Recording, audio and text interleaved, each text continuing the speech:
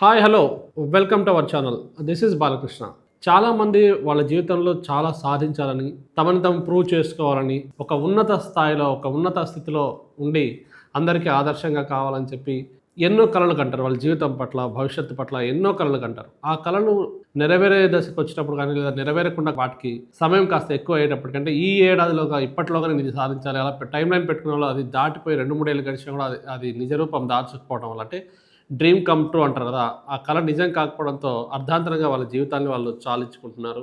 వాళ్ళ తల్లిదండ్రులు కావచ్చు, వాళ్ళని నమ్ముకునే వాళ్ళకి తీరని శోకాన్ని మిగిలిస్తూ ఉన్నారు. ఇటువంటి సంఘటనే ఇటీవల హైదరాబాద్లో ఒక చోటు చేసుకుంది.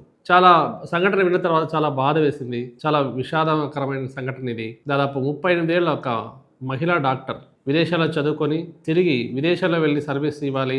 ముఖ్యంగా తన డ్రీమ్ ఏంటంటే యూఎస్లో వెళ్ళి డాక్టర్గా ప్రాక్టీస్ చేయాలని చెప్పి 38 ఏళ్ళ మహిళ ఆ వీసా రాకపోవడంతో, యుఎస్ వీసా రిజెక్ట్ అవ్వడంతో తనను తాను బలవన్మరణానికి పాల్పడి, ఆత్మహత్యకు పాల్పడి వాళ్ళ తల్లిదండ్రులకి, వారి బంధువులకి తీరని శోకాన్ని మిగిల్చింది. సో ఇక్కడ మనం ఈ సంఘటన చూసి మనం తెలుసుకోవాల్సింది ఏంటంటే, జీవితంలో కొన్ని లక్ష్యాలు ఉండాలి, వాటి కోసం కష్టపడాలి.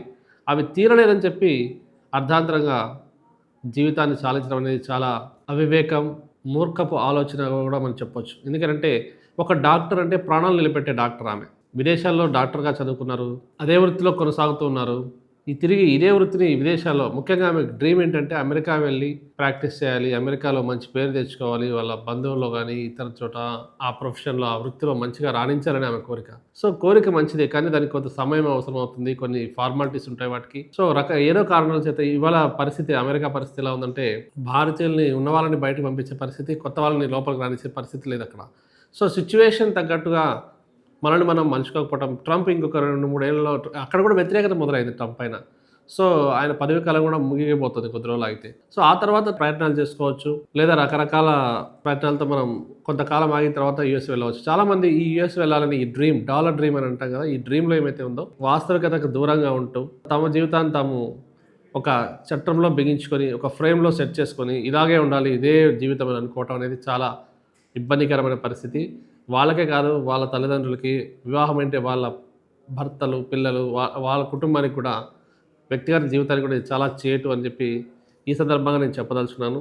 ఒక డాక్టర్, ఒక మెచ్యూరిటీ ఉన్న డాక్టర్ అంటే ఎంతోమంది పేషెంట్లను, కొన్ని వందల మంది పేషెంట్లను చూస్తారు. వాళ్ళ జీవితాలకి వాళ్ళకు ప్రాణం పోస్తారు. అటువంటి డాక్టరే తాను ప్రాణం తీసుకోవటం అనేది చాలా విచారించదగ్గ విషయం. సో ప్రస్తుతం పోలీసులు కేసు నమోదు చేసుకొని దర్యాప్తు చేస్తున్నారు. అసలు ఆ మహిళ ఎందుకు సూసైడ్ చేసుకునేది. అయితే వాళ్ళ బంధువులు వాళ్ళు చెప్పిన వివరాల ప్రకారం ఏంటంటే, తనకి డ్రీమ్ ఉంది, ఆ డ్రీమ్ నిజం అవ్వలేదు, ఆ కళ నిజం అవ్వలేదు కాబట్టి తను ఈ బలవన్మరణానికి, ఆ యూఎస్ వీసా రిజెక్ట్ అవ్వటం అనేది ఆమె జీర్ణించుకోలేకపోయింది. అందుకే తను బలవన్మరణానికి పాల్పడిందని చెప్పి చెప్తున్నారు. సో దయచేసి మీ కళలు నిజం అవ్వడానికి కొంత సమయం, అయితే ప్రతిదానికి ఒక సమయం అంటూ ఉంటుంది. పరిస్థితులు అనుకూలం లేనప్పుడు మనం వాటిని అనుగుణంగా మనం ముందుకెళ్ళే పరిస్థితి ఉంటుంది. సో బలవన్మరణానికి పాల్పడకూడదు, అది ఏ స్థాయి వాళ్ళైనా కూడా అని చెప్పి మరోసారి ఈ సందర్భంగా నేను చెప్పదలుచుకున్నాను. Thank you.